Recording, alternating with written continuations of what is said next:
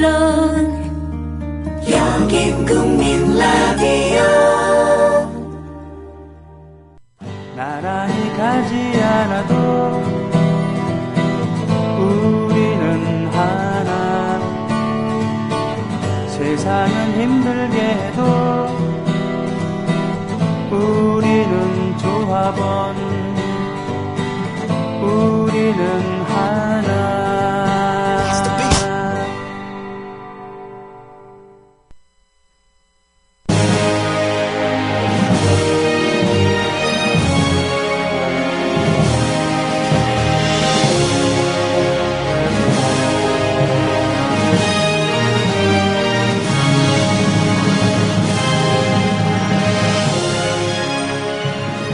박한용의 라디오 100년 전쟁.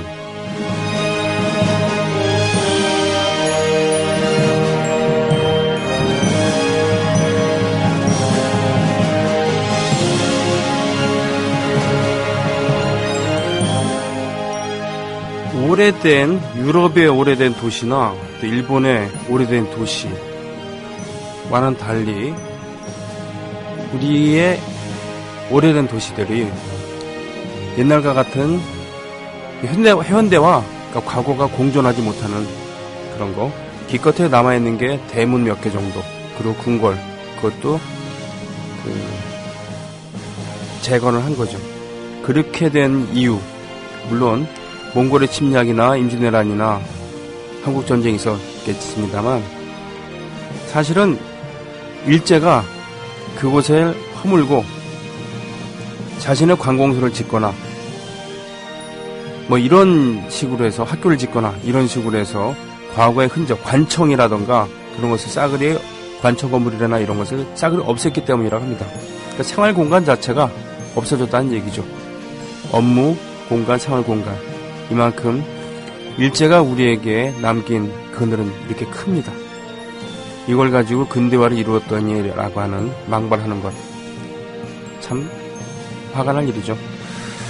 자, 라디오 100년 전쟁 오늘도 박헌영 선생님 모시고요. 친일파 특집 계속 나누겠습니다. 자, 박헌영 선생님 모셨습니다. 안녕하십니까? 네, 안녕하세요. 네. 지금 제가 한 얘기가 맞죠? 네. 예. 언제나 시당하신 말씀하시기 때문에. 예, 너무너무 안타까워요. 아, 옛날에 우리가 이렇게 오랜 동안의 역사를 갖고 있는 민족인데, 그런 예전의 문화유산은 폐사지라던가 산속에 박혀있는 그런 절이라던가 이런 거 빼놓고 몇몇 한적한 곳에 있는 서원들 빼놓고는 그야말로 옛 관청거리라던가 시장거리라던가 이런 게 남아있질 않잖아요. 그렇죠? 예, 이것은 뭐 일제 크게 보면 몇 가지가 있겠죠. 네네.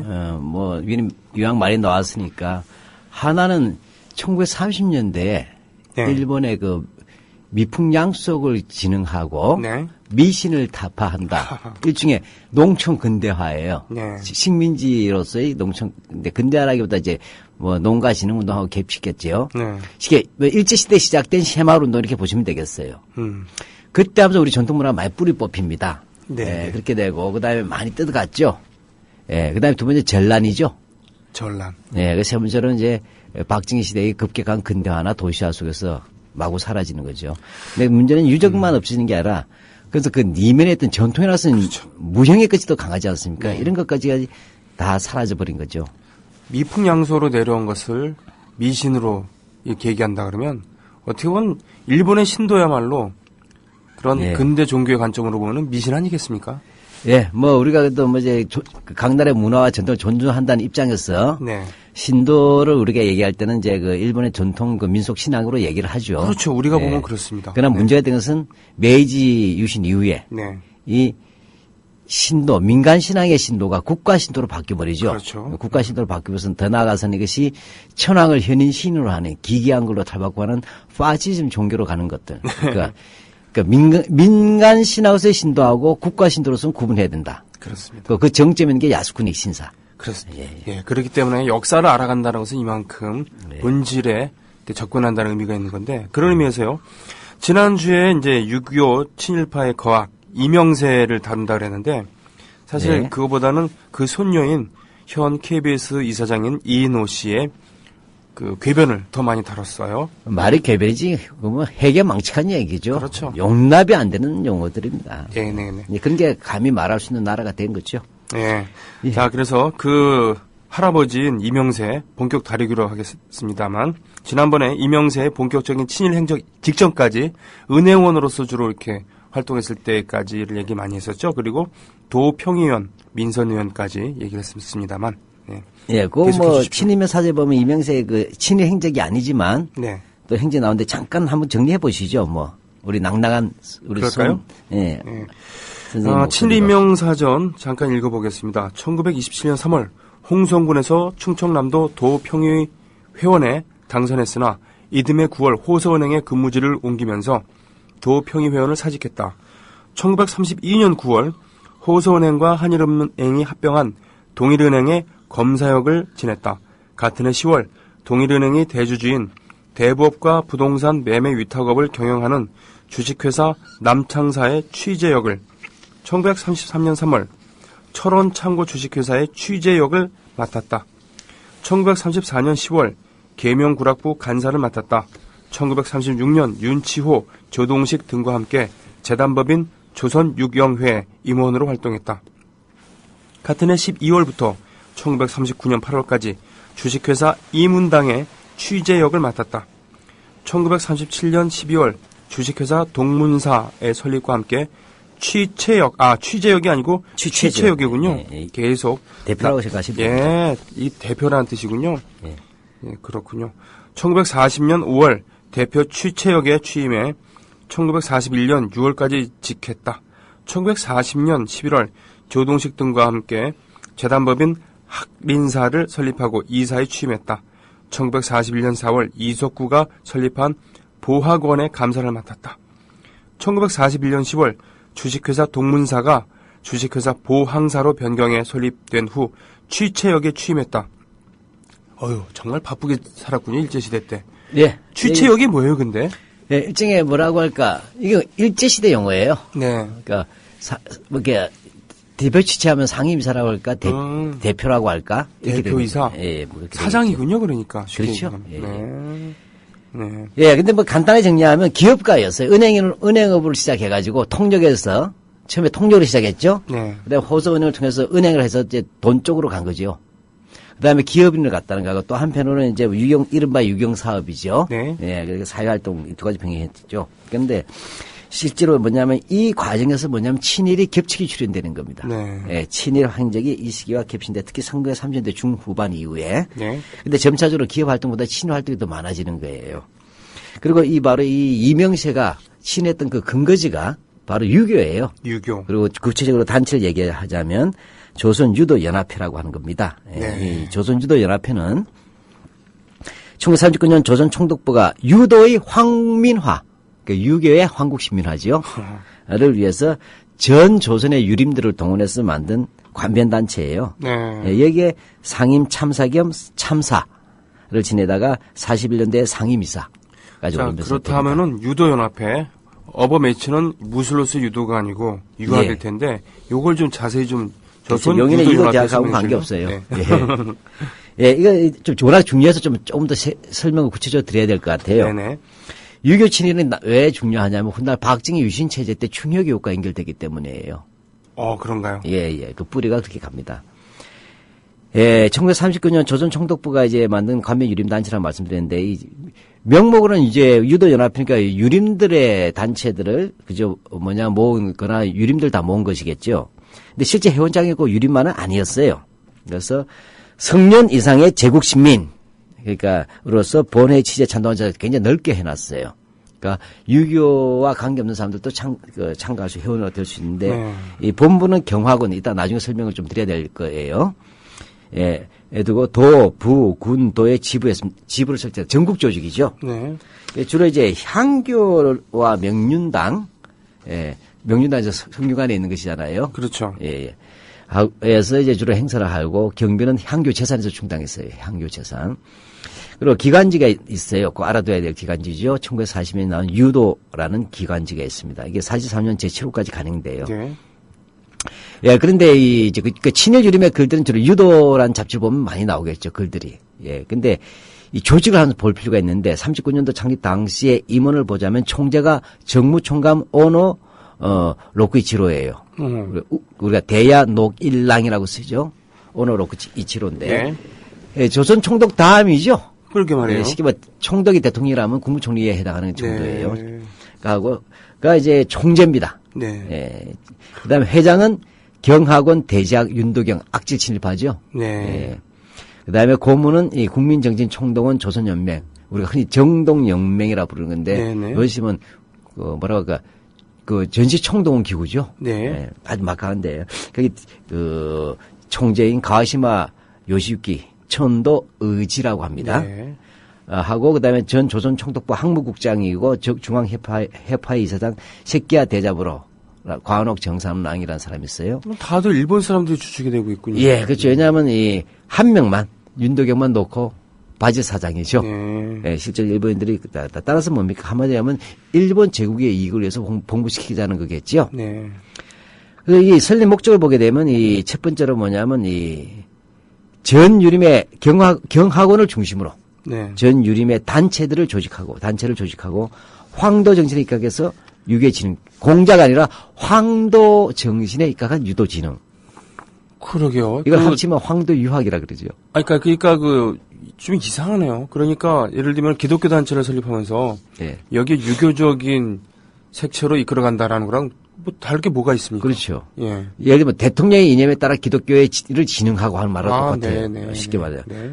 두 번째로 역시 본문책에 나옵니다. 국민정신총동원 아까 총재가 들어와 있었잖아요. 네. 이와 연계해서 국민정신총동원의 취지에 따라서 네. 충효와 도의의 신념을 널리 고양한다. 네. 자, 이게 충효와 도의인데 이것이 중요한 것은 일반 윤리가 아니라 전시총동원에 있어서 도의와 충효를 이끌어낸다는 겁니다. 네. 전쟁을 위해서 충효하고 도의를 지켜라 이렇게 돼요. 네. 예, 그렇게 해서 한국 시민에서 국회 단결시키고 세 번째로 마지막에 나오네. 궁극적으로는 동아시아 새로운 질서. 이게 대동아 공영권 아니겠습니까? 예. 예. 그때는 대동아 공영권의 말을 안 쓰고 39년도에는 네.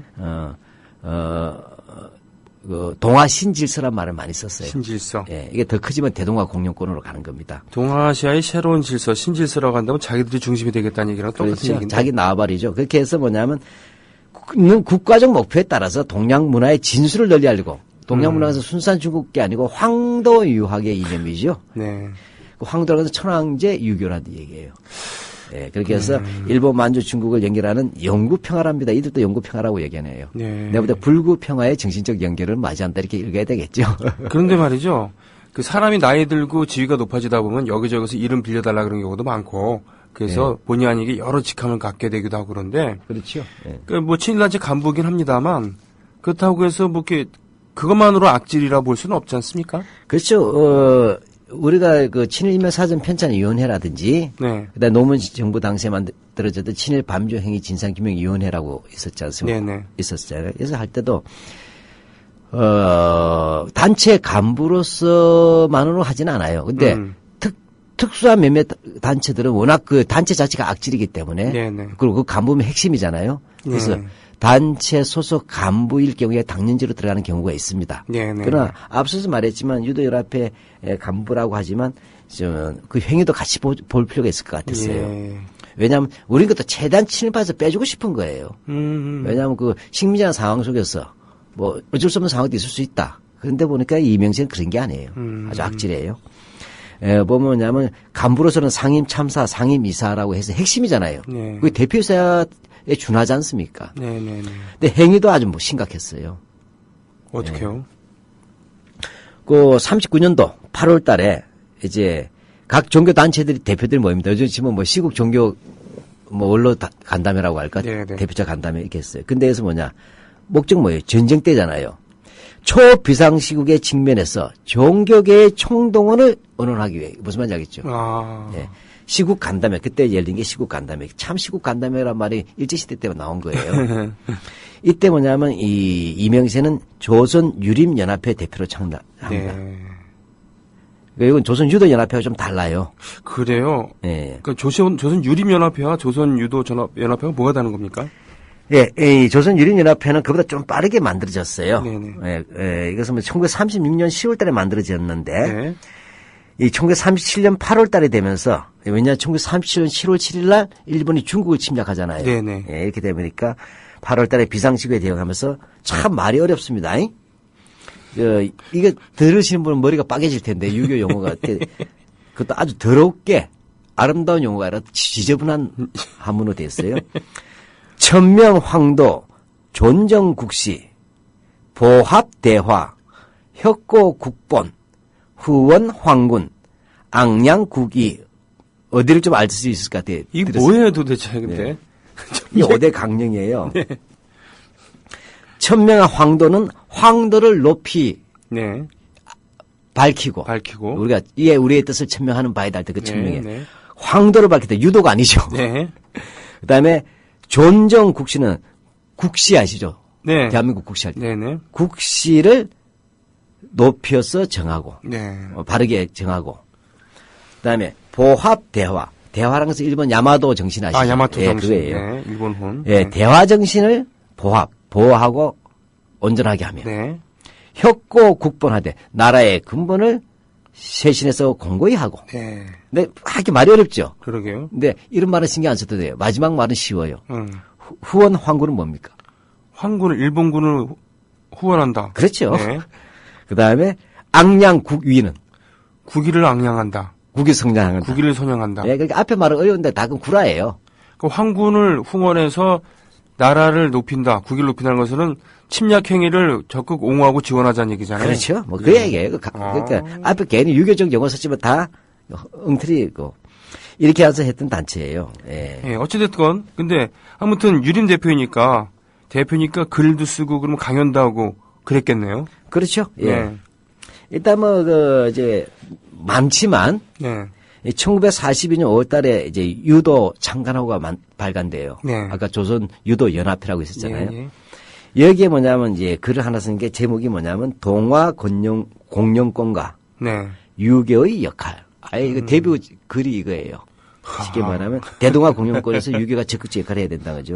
그래서 태평양 전쟁을 미화하면서 이때가 41년도 12월 달에 태평양 전쟁이 일어나잖아요. 네. 그러니까 여기 선동했는데 그 다음에 이 싱가포르 함락 일지희라는 한 시가 있어요. 네. 그러니까 싱가포르를 일본에 함락했을 때 네, 네. 이것을 그 함락일 날 기쁜 뜻을 알리는 시를 썼어요. 그 시가 있는데 한번 좀 이렇게 한문으로 원문을 할 수 없으니까 네. 우리 손병희 선생님께서 아주 낭낭하게 한 시절 한번 그쪽 자, 신가파, 즉 싱가포르를 함락했던 예, 분위기. 동아시아 예. 십자로 싱가포르죠. 자, 미국, 여국, 선멸이 영국이죠? 예. 아, 영국이요? 예. 미국, 영국 선멸이 눈앞에 있으면 천황군대 해공권을 제패했기 때문이지. 여러 섬들 앞다투어 투항하는데 최후까지 싱가포르 굳게 저항했지. 도시에 들어가 공이 이루어진 첫날 성에 가득 찬 사람들 대화, 즉 야마토의 하늘 예, 예. 느끼네. 공영 건설은 지금부터 시작이니 동아시아 사람들과 하나의 권역 만드세. 예, 이게 42년도 작품이에요. 그럼 이게 뭐냐면 하하. 이 싱가포르 함락이 굉장히 중요한 거예요. 그 교통의 요지잖아요. 고무, 석유 같은 것을. 그랬군요. 동아시아 예, 십자로라고 예, 하지 예. 않습니까? 이 시기에 일본이 이제 고무나 석유 같은 게 굉장히 중요하죠. 목재. 네. 그래서 싱가포르 한나라에서 대대적으로 홍보를 합니다. 네. 어느 정도냐면 우리 어머니가 얘기하는데 어릴 때 그 우리 찐뽕공 아세요? 자금, 예. 일본말로 찐뽕이라고 그랬죠. 예, 예. 아주 탄력이 좋은. 네네네. 고무, 고무공. 찰고무 같은 거 네네네. 있죠. 가볍고. 네. 그걸 하나씩 나눠줬답니다. 싱가포르 함락일 날. 네. 우리 아버지도 받으셨고. 다시 오. 말하면 일본으로서 싱가포르 함락이라는 것은 엄청난 거예요. 그러니까 미국을 그 전해에 41년도 12월 달에 진주만을 공습했잖아요. 네네. 그 다음에 42년도에 싱가포르까지 함락시키니까 네. 승승장구잖아요. 기가 너무 이렇게 잽싸게 하셔서 뭐냐면 이렇게 고무공까지 줄 정도라면 모두 다 찬양 고무해야 되겠죠. 고무공을 주니까 찬양 고무하라는 뜻 아니겠어요? 네, 이렇게 되는 거예요. 그랬군요. 그래서 뭐냐면 다투서 문인들이 글을 씁니다. 이때 유림에서도 질세라 이명세가 빠지면 안 되겠죠. 네. 그래서 이렇게 쓴 거죠. 예. 참나. 자, 그러면은 그때 1942년 같은 해 사실 일본이 가장 승승장구하고 뭐 그랬을 텐데 예. 경학원의 유학연구소 강사를 맡았다고 하는데 그 경학원이 뭔지 좀 설명을. 예, 경학원 하면 이제 굉장히 중요한 거예요. 경학원. 네. 이제 조선 유교 국가잖아요. 네네. 그러니까 이 일본에서는 조선인들을 통치할 때 어떤 것이 가장 조선인들에 익숙한 것일까가 중요해요. 유교가 제일 익숙하잖아요. 네. 유교에서도 충효가 제일 익숙하잖아요. 네. 근데 한편 제일 또 골치 아픈 게 있어요. 충효가 뭐냐, 일본에 대한 충효로 가야 되는데 조선 왕조에 대한 충효가 강하잖아요. 원래 그래야 되는 거잖아요. 예, 예. 네. 그래서 뭐냐면 구한말에 일제에 저항하던 반일 유학자들이 무척 많았잖아요. 우리가 네. 항일 유림들, 네. 의병 활동했잖아요. 따라서 이러한 사람들을 어떻게 제거하고 친일 유림들을 양성할 것일까를 고민하게 됩니다. 그래서 뭡니까? 조선 유교의 상징적인 학교는 어디죠? 성균관이잖아요. 그렇죠. 바로 성균관을 없애버리는 거예요. 아. 그 가장 오래된 우리나라의 대학 중세 때부터 있었던 대학 아닙니까? 세상에. 예, 바로 이걸 하고 바로 1911년에 경학원을 새로 설립하는 겁니다. 네. 그러니까 성균관을 없애고 대체한 것이 바로 경학원이다. 그러게요. 예, 그러니까 조선에 있었던 정통 유교가 아니죠. 네. 식민지 지배 도구로서의 유교적 기관으로서 경학원을 만들었는데 네. 명색은 뭐냐면 이거죠. 뭐 경학을 강구하고, 그러니까 유교의 경제를 공부하고 그다음에 문묘의 제사, 공자 등의 제사 지내며 그다음에 풍속을 교화한다, 이런 식의 명분이에요. 네. 그러나 실제는 그게 아니겠죠. 네. 그걸로 성균관만 있어도 되잖아요. 그러게요. 네, 그러니까 뭐냐면 미풍이 아니라 전라하던 유학의 정신들을 이용해서 네. 일제로 충원을 바꾸어야 된다. 충성의 대상을. 야. 그다음에 그것을 할 수 있는 핵심 기구로서 경학원을 해서 뭐냐? 친일 유림을 양성하자는 거 아닙니까? 네. 즉 경학원에서는 학생을 가르치잖아요. 네네. 그 친일 유림을 양성하는 거예요. 이렇게 하고 또 그다음에 이 경학원을 활용해서 식민 통치에 필요한 교화와 선전의 도구로 삼자 하는 것이죠. 네. 예, 이렇게 되는데 실제로 이렇게 보게 되면 엄청나게 투자해요. 어떻게 돈이 뭐냐면 예. 일본 이른바 천황이 네. 25만 원의 보조금을 줍니다. 25만 원. 그 큰 돈이군요. 25억 원이지만 체감은 그게 훨씬 예, 높죠. 예, 예. 예. 그다음에 기존의 성균관 재산 있잖아요. 네. 건물이라든지 그죠? 터가 있죠. 그다음 여기서 나온 수입들이 이자가 있을 거 아니에요. 네. 이자. 그다음에 총독부 예산까지 있어요. 네. 총독부 예산 6천여 원이니까 뭐냐면 한 6천만 원 되겠죠. 그다음에 이렇게 됩니다. 그다음에 이자 수입이 한 1억 한 3, 4천 돼요. 합치면 상당하죠. 네. 자, 근데 문제는 이렇게 해서 막강하게 예상하는데 이 뭐냐면 경학원을 누가 관할하냐면 조선 총독이 직접 감독해요. 그러니까 대통령이 직접 기구야. 쉽게 말하면. 예, 이렇게 됐습니다. 이렇게 해서 뭐냐면 되어가지고 1911년에 만든 다음에 1913년도에 뭐냐면 이렇게 됩니다. 그제 조선 유학 단체들이 많잖아요. 네. 이걸 통폐합시켜버려요. 그래서 뭐냐면 모두 다 경학원을 중축을 해서 경학원을 종갓집을 해라. 왜 지방에 서원도 있고 이런 게 향구도 있고 그랬잖아요. 이제 경학원을 중심해서 그 총본부를 만들면서 일반 명실상부한 조선 친일 유학의 총본부로 나선 게 경학원입니다. 이러면서도 이런 거 외에도 많이 만들어요. 외곽 단체들을. 단체 이름만 한번 기억하실 필요가 있는 게 대동사문회, 유도진흥회, 인도공의소, 그러니까 사람 인자 길도자. 네네. 예, 공의는 공통된 어른이라는 뜻이에요. 그러게요. 인도공의소 또는 유도 대동회들 이런 것들이 다 20년대부터 더 활발하게 만들어집니다. 경학원을 중심으로 하면서. 그렇군요. 아니 사실은 뭐 일본이 유교를 에도 시대 때 유교를 제대로 받아들이고 그럼으로써 네. 특히 오사카의 상인들도 유교를 공부하고 그러면서 네. 거기에 이제 상품을 만드는 거나 장사를 하는 데서도 쉽게 얘기하면 도덕과 혼을 담아서 했기 때문에 현대 일본에 있어서 그 일본 제품들이 세계로 뻗어나가는데 크나큰 역할을 한 거 아니겠습니까? 그러니까 네, 유교가 일본의 있겠죠. 정신세계에 준 영향도 그렇게 큰데 그런 것을 모두 한국 사관, 한국 그런 그 신도 이런 거에서 그 유교의 그 몇몇이 내려온 전통 자체를 깡그리 무시하고 그랬던 거네요. 예? 그렇죠. 그들은 유교를 좋아한 것이 아니라 네. 유교가 가장 활용이 쉬운 거죠. 박진 같은 경우도 언제나 국가와 민족을 얘기하지 않습니까? 네. 또 반공을 얘기하면 제일 잘 먹히죠. 그런 거라고 보시면 되는 거예요. 그러니까 결국은 조선 불교의 총본산이 돼야 되는 건데 네. 친일 유교의 총본산이 된 거군요. 그렇죠. 충의와 절의가 없어지겠죠. 이젠 충의가 아니라 반역과 변절의 역사로서의 경화군과 유림의 역사가 시작되는데 네. 이 보면 이제 그 중에서 우뚝 빛나는 존재가 누구다? 이명세라는 거죠. 이명세. 네.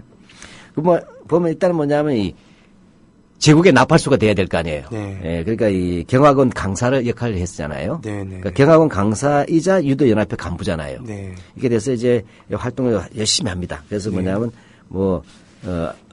아까 말씀드렸지만 이 1942년도에는 6월달에 조선 유도연합회 주최하는 지방 순회 강연 연사가 되는 거예요. 예.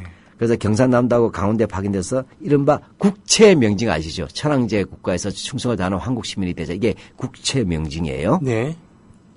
그다음에 징병제 실시의 취지 등이 우리 따라야 된다 하는 것을 강연합니다.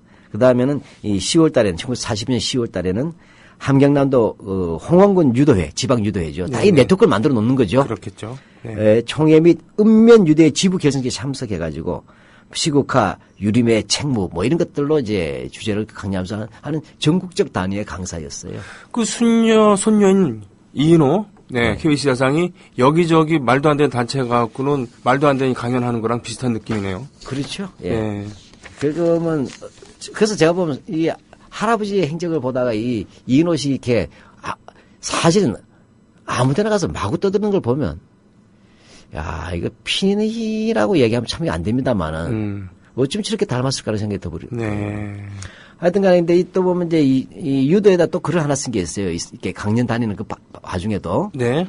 이 1942년 10월호 그러니까 이제 가운데서 올라왔죠. 올라와가지고 10월호에서 아까 말씀드린 징병제 실시에 대해서 이제 예고가 되었어요. 이때. 네.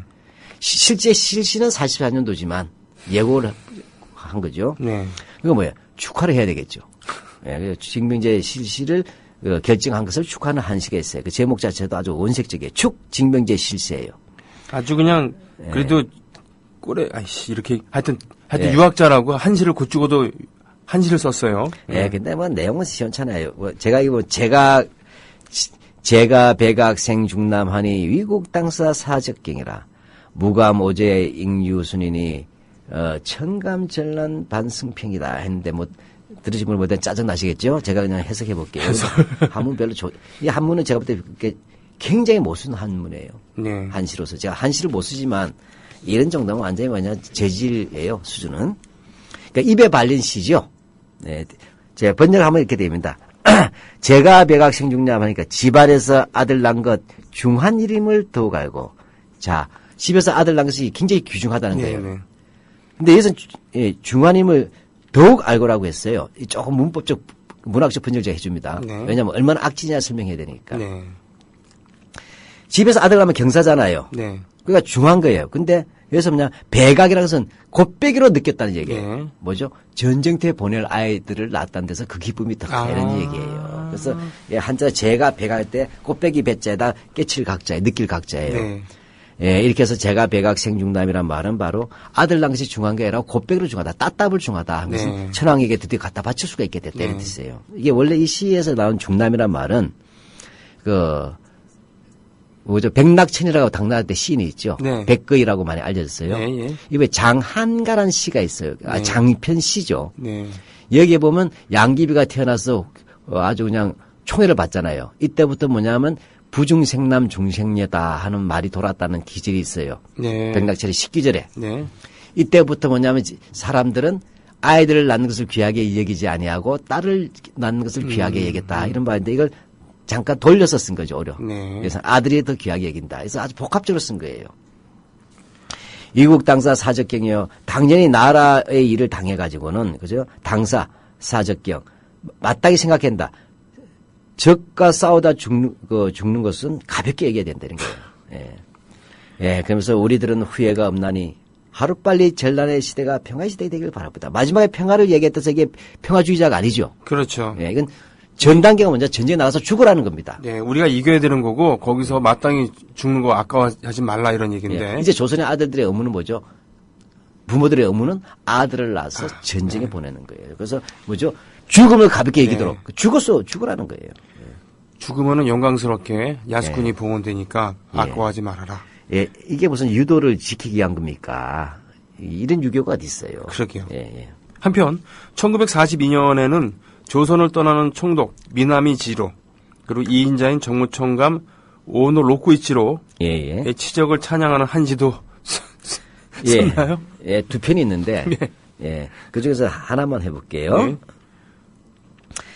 그 미나미 총독이 이제 귀조라 그래요. 조정으로 돌아간다. 귀인을 귀조라 불러요. 그들은 네. 예, 천황이 있는 조정으로 간다고 해서 충룡과 근검으로 우리 백성을 인도하시고 허다한 시종 조치로 심신이 소모되셨네. 마음과 몸이 소모되셨네. 네. 모든 일 알아서 아름답게 온전히 하기 어려우나 도리어 남은 공을 그러니까 공을 이루고도 남은 공을 다른 얘기에 양보하시네 하면서 시 제목도 미나미 총독께 올림이에요. 무슨 탄가놀이 한테 이렇게 안 써주면 혼나죠. 예, 탄가놀이가 어디로 떠날 때 송독비 세우는 억지로 송독비 세우는 사람이나 마찬가지네요. 예, 이건 어떠니까 이게 시를 조금 저 해설해 줄게요. 네. 미나미 총독의 남차랑이라고 부르잖아요. 네네. 별명이 조선의 히틀러예요. 동양의 히틀러예요. 바로 우리가 하는 한국신민화 정책, 내선일체, 그다음에 군사교육, 한국신민서사 가장 악랄한 시기에 있었던 가장 악랄한 정책을 했던 현역 육군 대장입니다. 제국주의자로서 제국주의 군인으로서 가장 임무에 충실했다고 볼 수도 있겠네요. 예. 네. 자, 그래서 뭐냐 충룡이란 말을 쓴 게 충룡과 근검. 충룡이란 말은 뭐 왜 썼냐면 제가 그냥 이렇게 해석을 해보는 거예요. 참 이런 것까지 제가 해설해야 되는 것은 듣는 분들을 위해서 얼마나 악질인가 알아야 되니까. 네. 그냥 들으면 그냥 잘 안 느껴져요. 네. 충룡이란 말은 미나미가 육군 대장 군인이기 때문에 네. 충성스럽고 용감스럽다 군인으로서. 근검으로 이렇게 우리 백성인도 했죠. 근검이란 말은 뭐냐면 전시총동원 체제에서 내핍 생활을 강조했잖아요. 네. 몸 빼입고. 네. 그러니까 뭐냐면 전시총동원에서 물자 제작했죠. 네. 하고 반 조졌잖아요. 이거를 근검이라고 표현한 거예요. 그래서 우리 백성 인도하시고 뭐죠? 한국 시민으로 인도하시고 이런 뜻이에요. 허단 시정 조치로 심신이 소모되셨네. 얘기했는데 이 미나미는 뭐냐면 허단 시정 조치라는 게 바로 이른바 국채 명징이나 인고 단련 뭐 그다음에 내선 일체 이런 것들을 내세우고 그다음 뭐죠? 국민정신 총동원 연맹을 국민총력 조선연맹으로 바꾸면서 아주 완전한 한 전시 총동원 체제로 나오면서 수많은 총동원 시책을 발표했던 사람이에요. 네. 그래서 조선사 반잡은 거죠. 이거를 허다한 시정 조치로 심신이 소모되셨네 이랬어요. 자, 그 다음에 뭐냐. 이제 떠나시는데 모든 일을 알아서 아름답게 온전히 하기 어려우나 완벽하게 모든 일을 끝나기도 어려움에도 불구하고 공께서는 뭐냐. 미나미는 중간에 돌아간 거잖아요. 도리어 남은 공을 다리게 합니다. 돌아간 것을 뭐냐. 후임 총독을 위해서 공을 돌리면서 가는 겸손한 일거리를 분이시네. 남겨놓았다라고 하는 그런 겸손함을 보여줬다라고 하는 이런 예. 미나미 총독이 올린데 이거 말고도 또 이 이명재가 또 쓴 게 있어요. 뭡니까? 야마모토 이소로쿠라고 있죠. 아, 예, 예. 예, 뭐 나이 드신 분은 유명해요. 일제 네. 때 살아본 분은 야마모토 이소로쿠 하면 다 압니다. 바로 이거 일본 해군 연합함대 사령관이잖아요. 그럼요. 전쟁 영화의 팬들도 보면은 네. 잊을 수 없는 이름이죠. 바로 진주만 폭격을 공습을 총책임자고. 예. 물론 내심은 반대했지만. 네, 내심으로는 반대했다고 왜냐하면 합니다. 미국에 진다, 총책임자였고. 우리는. 네네, 총책. 야마모토 이소로쿠. 예. 암호 감청에 성공한 예. 미군의 그런 그렇죠. 공군의 육군 항공대의 그런 그 공격을 받아서 육군 그렇죠. 항공대인지 해군인지 모르지만 하여튼 비행기 공격을 받아서 태평양 상공에서 예. 격추당했죠. 예, 그래서 죽었어요. 네. 이게 자, 그러니까 이 야마모토 이소로쿠에 대한 장례식이 대단히 커져요. 네네. 굉장히 커지면서 뭐냐면 근데 일본말의 조선인들, 문인들, 예술가들이 그림으로도 그리고 그다음에 시로도 썼어요. 야스쿠니 신사의 박물관 가면은 야마모토 이소로쿠의 피 묻은 군복이 예. 전시되어 있습니다. 아, 그렇군요. 네. 예. 1943년 8월과 9월에 경기도 각군 유도연합회에서 개최한 강연에 강사로 선발되어 경기도 여주, 김포, 광주군 등지에서 강연했고 12월에는 전라북도 유도연합회가 주최한 강연의 강사로서 전라북도 고창, 정읍, 부안, 김제 등지에서 강연했고 어떤 내용들이었나요 이때는? 예, 그러니까 알겠죠? 제국의 나팔수였다는 게. 네네. 예, 보면 뭐 뻔하죠. 결전하에 유림. 음. 이라는 겁니다. 결전하에 유림으로써 국채 관념을 명징하게 한다. 네. 즉 천황이 이끄는 나라이고 라는 것을 명확하게 깨닫고 황도 유학을 지나가 천황 폐하에 충성하는 유교적 신념을 굳히고 네. 시국 인식 철저 지금은 대동아 성전 시기니까 시국 철저하고 그 다음에 이런 것을 기반으로 해서 한국 시민의 자질을 연상하고 그 다음에 마지막에 전력의 증강에 공헌해야 된다 하는 것인데 웃기는 것이 이때 이 경기도에서 했던 게 있잖아요. 네. 44년도 8월 달 이때 이런 내용의 연설을 했는데 이때 뭐냐면 돌아서 뭐 하는 줄 아세요? 뭔데요? 문멸하고 있잖아요. 그 사당에 네. 제사 지내는 그릇들 있잖아요. 이 제기들을 국방 헌납하는 거예요. 제기들을 긁어가지고 이게 유도란 게 아니죠 이 정도면. 다시 말해 선현들을 제사 지내는 유교에서 굉장히 제사 지내기 중요하잖아요. 네. 선현들의 제사 지내는 각종 제기들을 뭡니까? 국방 헌납하는 이런 행사예요. 이런 행사에 그것을 갖다 바치게 하고 자기는 뭐죠? 행사 끝나면 강연하고 이런 식으로 나간 것이죠. 사실은 1942년 되기 전까지가 일본의 전성기였고 침략 전쟁으로서 42년도에 미드웨이 해전에서 일본이 짐으로써 점점 이제 그 태평양 전선에서 밀리게 되거든요. 그 43년 요때 8월 9월에 각 군 유도연합회에서 강연하고 뭐 이래서 그 전력 증강에 공헌해야 된다 이런 거는 이젠 일제가 점점 밀리는 거를 그렇죠. 느끼고 식민지 조선에서 가용한 모든 자원을 끌어서 가져가야 되겠다라는 절박함도 있었던 거거든요. 여기에 철저히 복무했다는 거 아닙니까? 예. 그러니까 이건 뭐죠? 무슨 유교를 위한 게 아니라 일본을 위하여. 예. 네. 그래서인지 전쟁광이죠. 44년도에 네. 경학원 사성으로 활동하게 된다 그랬는데 이 사성은 뭡니까? 대사성 뭐 이런 거예요? 예, 뭐 그 비슷한 거죠. 아우, 감 좋으시에요. 예? 조선시대 때 있었잖아요. 예. 근데 이 경학원에서 강사에서 사성으로 올라간 겁니다. 근데 사성이라고 한 거 가지고 뭐 그냥 단순한 감투 아니냐는데 그렇지 않아요. 이 경학원 사성은 1910년대부터 20년대까지는 2명이 있었어요. 네. 근데 역할이 뭐냐, 한 명은 경학원 잡지를 만들어요. 네. 경학원이라는 기관직에 있었어요. 이제 그리고 이제 경학원 사성들의 역할은 뭐냐면 아까 경학원 강사들이 지방순회 강연을 하잖아요. 네. 이명씨도 그걸 했었잖아요. 네. 이 강사들이 지시를 하면 이 사람들이 같이 가요. 네. 가거나 아니면 보고를 받아요. 그렇게 해서 전국의 유교 지식인들의 동향을 보고하고 합니다. 또 나아가서는 직접적으로 또 자기들이 강연도 해요. 네. 그렇게 해서 지역의 유림들을 친이라 하는 것이죠. 네. 하고 그다음 감독을 하는 것인데 이렇게 이제 이 이명시 때는 뭐냐면 이 역할이 중요하다는 걸 아는 거예요, 일본이. 그래서 뭐냐면 지방에 보낼 일이 더 많잖아요. 감독해야 될 일도 많고. 그래서 네, 네. 사성이 30년 된 2명에서 3명으로 한 명이 늘어요. 바로 이런 시기에 바로 이명시는 사성으로 활동한 것이죠. 예. 예, 그런데 아니나 다를까 이렇게 되는 시기에 또 충성도 해야 되겠죠. 예.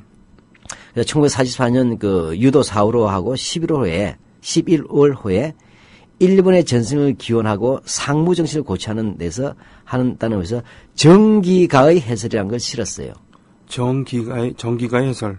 예, 그 정기란 발을 정자죠. 아, 정기 우리 뭐 북한산의 정기 뭐 이런 식의 네, 그 그렇죠. 정기인데. 아니죠. 북한의 정기는 그 정수할 때 아, 정자고. 그렇군요. 이거는 그 원래 송나라 때 충신이 있어요. 네. 문천상이라는 사람이 있습니다. 네. 이 송나라 때 문천상인데 이 원나라가 쳐들어오잖아요, 몽고. 아, 예. 쳐들어왔을 때 양반이 끝까지 항전한 사람이에요. 그러다가 뭐 이 포로가 됩니다, 이 사람이. 예.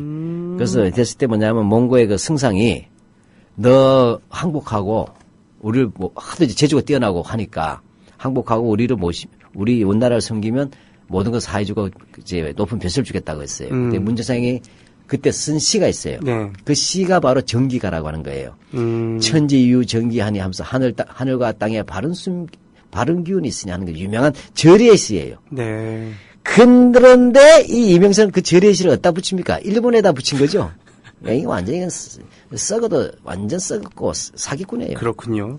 하여튼 이 이명세는 친일 인명사전뿐 아니라 국가로부터 친일 반민족 행위자로 정식으로 규정됐잖아요. 예, 그렇죠. 네, 이관왕이군요. 그러니까. 그렇죠. 뭐 민간이나 국가, 학계 몽땅해서 이제 반민인데 일단 뭐 국가로부터 이 반민족 행위자 결정 사유가 있어요. 네.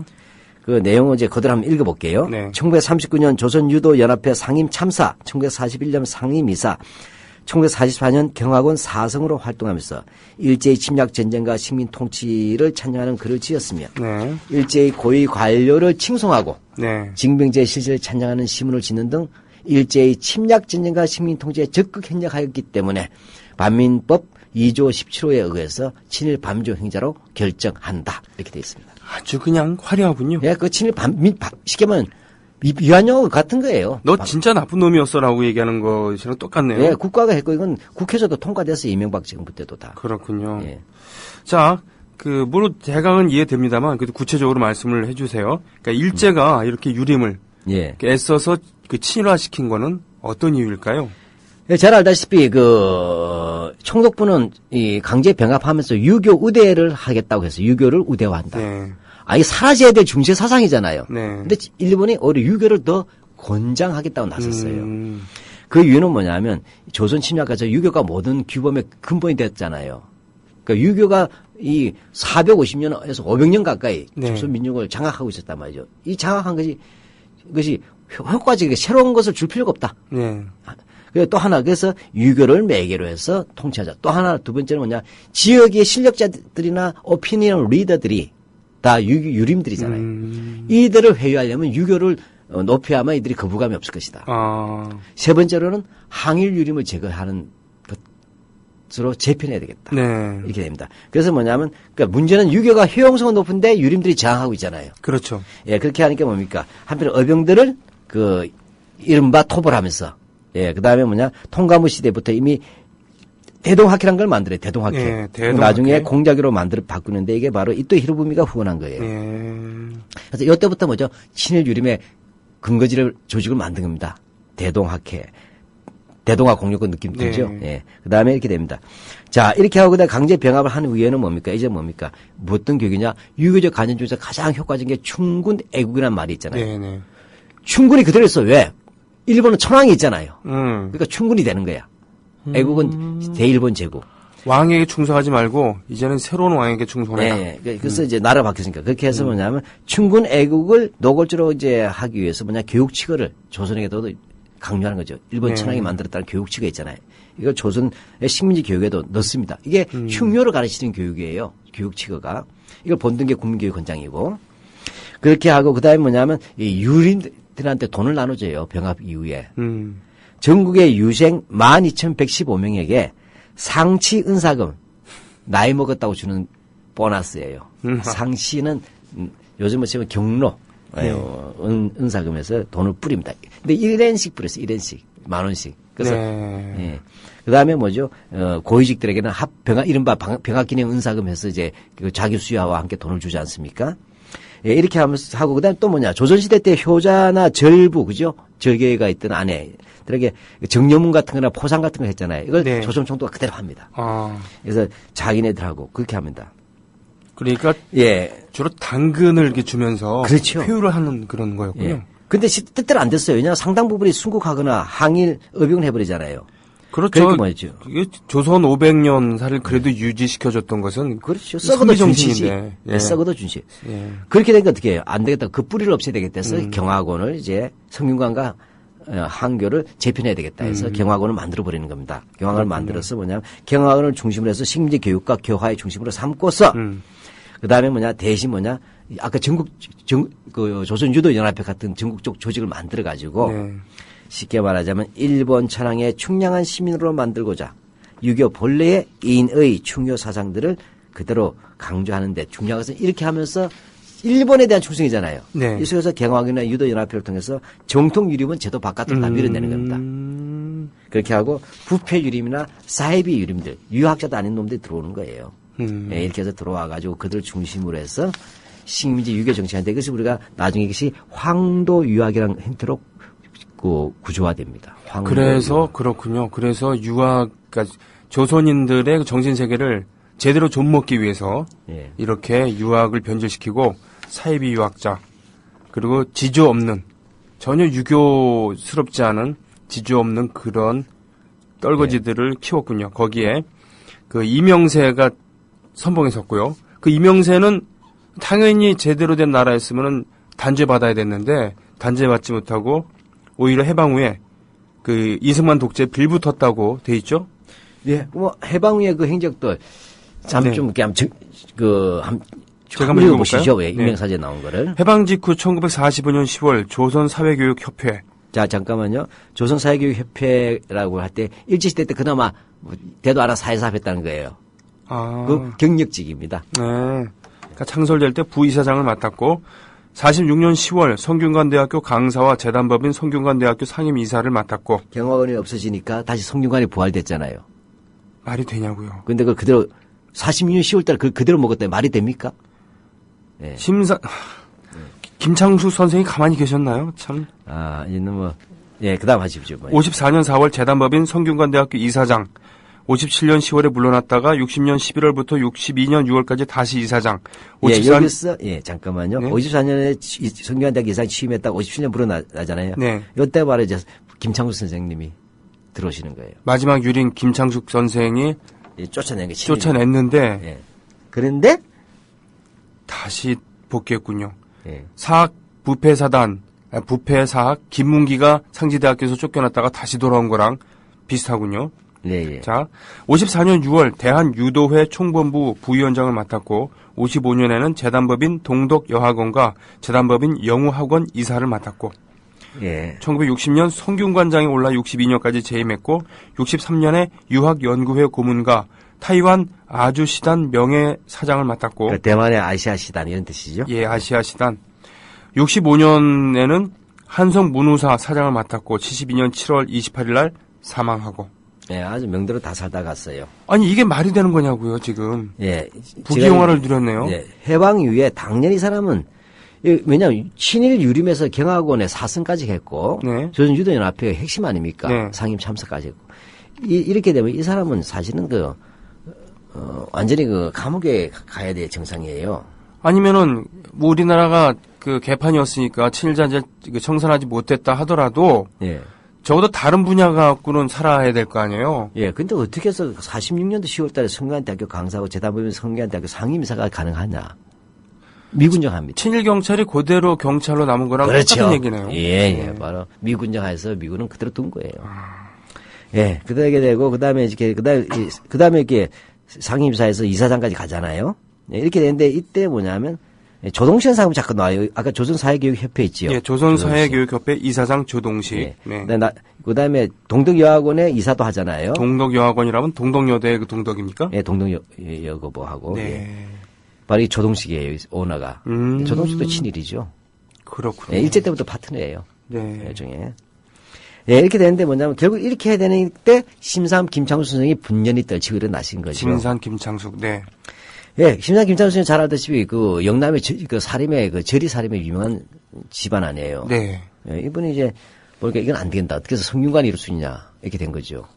이렇게 해가지고 이 간제 전후아마 문화일 거예요. 심산 김창수 선생님이. 이게 그래서 뭐냐면 이 성균관에 들어가서 이들을 쫓아냅니다. 네, 그렇게 해가지고 이 유림의 친일 유생들을 몰아내고 이제 새로 만든 게 유도회예요. 예, 그래서 유도회를 원래 이번에 사실 성균관대학교에서 설립한 거예요. 그래서 총장으로 취임했죠. 근데 했어요. 근데 뭐죠? 김찬수 선생님 뭡니까? 계속 이승만을 공격한 거 아니에요. 당연하죠. 네. 일제시대 때 저항하다가 고문으로 안진뱅이까지 된 지경까지. 호가 벽공이잖아요. 그러면 예. 예, 사이비에 대해서는 예. 예. 특히 뭐냐면 이런 사건이 있었어요. 이승만이 독재하고 하는 것에 대해서 가장 앞장서서 김찬수 선생님이 비판했을 그렇죠. 뿐만 아니라 예. 이승만이 참 잔인한 인간이에요. 그 효창공원에 있었지 않습니까? 네네. 이쪽에 뭐냐면 우리가 알다시피 백범 선생 묘소가 있잖아요. 네네네. 이걸 또 없애려고 했잖아요. 네. 이럴 때 뭐냐 김창수 선생이 병든 몸으로 막 들어눕다시피 해서 간듯이 맞고 그랬었어요. 이런 상황이었어요. 이런 상황에서 이승만이 뭡니까? 이승만 정권 때는 거의 뭐냐면 독립유공자 표창이 없었어요. 서훈이. 왜? 있다면 자기하고 또 한 명이에요. 부통령. 이시영. 예. 자기하고 이시영. 이시영. 네. 나머지 아무도 안 줘. 왜? 정적이잖아. 아. 짠 사람이에요. 네. 네, 이렇게 되는데 이승만이가 보니까 김창숙이 눈에 가시란 말이에요. 이게 어떻게? 그래서 제거해야 되겠다. 해서 다시 이승만과 이명세가 새로운 파트너십을 형성하게 됩니다. 네. 이렇게 돼가지고 뭐냐면 1957년 이승만이 이제 비유하는데 재단파. 그러니까 이게 성균관대학교 재단분기라고 이제 학교 재산을 보면 재단분기예요. 네. 그러니까 내막은 그게 아니죠. 네. 친일유림과 항일유림의 대결입니다. 네. 네, 이렇게 되는데 바로 이때 친일유림이 재단파예요. 네. 이 재단파가 폭력으로 김창숙을 몰아내는 겁니다. 김창숙 선생은. 자, 이렇게 하면서 이들이 강제로 성균관 유도회하고 성균관대를 차지하는 거예요. 네. 이거 어떻게 가능했냐? 공권력의 비호를 받았거죠. 국가 권력의 비호가 있었기 때문에, 즉 이승만의 비호가 있었기 가능하죠. 자, 이렇게 하니까 이제 유대 분규가 일어나니까 어떻게 됩니까? 이제 이 유도회 및 지방 향교 대표자 회의를 했는데 그걸 바로 이들을 와가지고 난장판을 만들어버린 거예요. 그 개판 아닙니까? 네. 그렇게 되니까 이제 뭐냐면 김창숙 같은 정통파들이 어떻게 해요? 참아 있을 수가 없죠. 네. 그래서 이걸 퇴장해버립니다. 아. 그렇게 하는데 어떻게 해요? 알죠? 원래 집회 난장판 만들면 경찰이 보여주면서 깡패들이 그 회의 진행해서 정리해서 말아먹는 거. 맞습니다. 그 방식으로 경찰의 도움으로 회를, 이른바 재단파가 회를 강행한 거예요. 강행해가지고 유대를 장악합니다. 사실에서 거의 뭐냐, 폭력적으로, 강권적으로 뭐냐, 김창수를 몰아내고 이들이 장악했는데, 이때 뭐죠? 바로 이 유대에 들어온 인물들이 골 때리는 거예요. 지난번에 한번 했습니다. 예, 했지만, 바로 황해도 일제시대 때 황해도 송화경찰서장 지내고, 네. 이승만 정권 안에서 서울시경국장, 치안국장을 했던 친일파 윤우경 같은 이런 인간들. 한마디로 하면 자유당의 정치 브로커들 있죠. 네, 네. 이 하이에나들이 들어오게 됩니다. 예, 그렇게 되고 또 지난번에도 했지만 가장 큰 코미디는 유도회 총재가 이승만이, 그다음에 고문이, 최고 고문이 이기붕이었다. 둘 다 기독교 신자인데. 예, 그러니까 일제 때는 천황 밑에 공자 대신 천황 밑에 유교가 있고, 네. 그다음에 해방 후에는 기독교 신자 밑에 유도회가 있는 거예요. 이게 한국 해방의 유도 성균관의 본질이에요. 네. 예, 이렇게 되니까 당연히 뭐예요? 이건 유도회나 성균관은 뭐죠? 한마디로 하면 자유당의 외곽 단체고 지방에 있는 이른바 고루한 유교 사람들을 어용으로 만들어내는 것이죠. 그렇게 됐군요. 예. 네. 이렇게 됐는데 먼저 또 꾸물이 이제 또 떨어진 거예요. 이젠 재단법인 성균관 이사장 누가 먹어요? 이명세가 먹는 겁니다. 그렇군요. 그리고 여기에 또 희대의 친일파, 만주 친일파, 이선근인. 대표적인 친일학자였던 리선근이 예. 바로 성균관대학교 총장이 총장입니다. 나옵니다. 예, 결국은 친일에서 독재로 이어지는 전형적인 케이스. 그리고 그 손녀는 조부의 친일 행각에 대해서 유학의 세를 늘려가기 위해 일제 통치 체제에서 타협하시면서 사신 거고, 그런 식으로 친일을 단죄하면 일제시대 중산층은 다 친일파다라고 하는 일제시대 때 부귀영화를 누리면서 노블리스 오블레제 앞장 서기는커녕, 예, 그거에 반대 행위를 했었던 사람을 가지고 이렇게 물귀신으로 몰아가고 있습니다. 중산층은 다 친일파다 하면서 예. 중산층에게 겁을 주는 거예요, 지금. 예, 또 친일파 청산 주장이 소련의 지령 때문이다라는 색깔론, 이런 걸로 지성사를 오염시키고 있습니다. 예. 그래서 친일의 DNA가 이렇게 이어져 오고 있는 이명세, 이인호 할아버지와 손녀딸에 대한 이야기를 2부에 걸쳐서 나눈 거군요. 그죠? 예. 예. 다음 주는 어떤 얘기 해주시겠습니까? 고민 중이에요. 왜냐하면 너무 막상막한데 좀 시의성을 좀 살려보려고 하다가 미리 조정하지 않고 제가 좀 하려면 다들 기대하십시오. 예. 네, 그러면 8명 자료는 다 뽑아놨는데 제가 고민 좀 해보겠습니다. 네, 천천히 생각하시면서 그 이야기 좀 들려주십시오. 네, 다음 주에 뵙겠습니다. 고맙습니다. 네, 고맙습니다.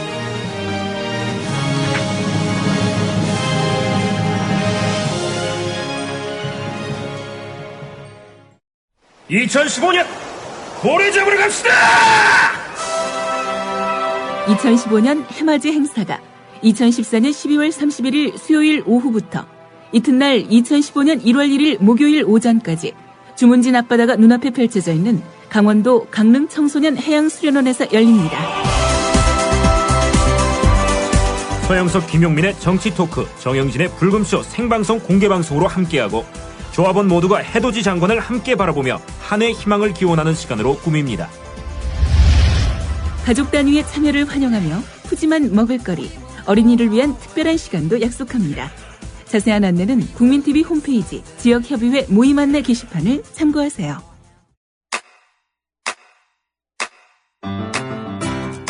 국민라디오 지지하는 4가지 방법 아시나요? 다운로드하기, 별점 주기, 댓글 달기, 구독하기. 국민라디오를 보다 많은 이들에게 전할 수 있는 가장 손쉬운 방법. 다운로드하기, 별점 주기, 댓글 달기, 구독하기. 잊지 마세요. 다운로드하기, 별점 주기, 댓글 달기, 구독하기.